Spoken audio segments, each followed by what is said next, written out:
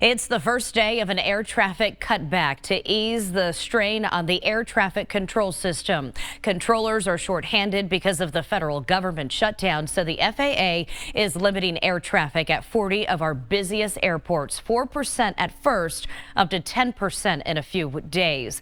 KGUN 9's Craig Smith checked the effect on Tucson Airport. Tucson International is not on the list of 40 airports where the Federal Aviation Administration is dialing back the air traffic. But because of the way the air traffic system is so intertwined, if something happens at those other airports, it can have a spillover effect here. Tucson International does have direct flights to and from 17 of the 40 airports on that FAA list, so cancellations at those airports can affect traffic here. But on the first day of the FAA reductions, the effect on Tucson International was mild. Anthony Novo had no trouble coming from LAX, one of the airports on that list.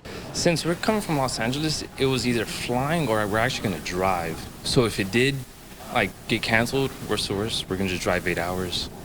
So you could fall back to that, but that's not great. Yeah, we don't want to drive 8 hours. An hour flight's way better. Christy Ruiz came back to Tucson for the U of A homecoming. She had a smooth flight, but keeps alternate plans in mind in case her trip does get disrupted. Traveling by myself, then I might think about what's another airport that's located close to for driving distance, perhaps for a rental option.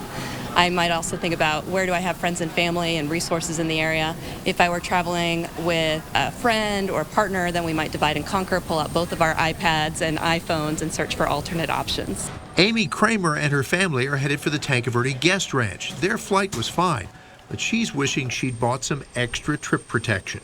Well, in retrospect, I might have gotten travel insurance for my trip. It was a little too late for that by the time all this was happening, but I think travel insurance would be a good way to kind of get yourself some protection. And maybe consider destinations you could drive to or take a train to if you're really worried that you're not going to make it. At Tucson International Airport, Craig Smith, KGUN 9.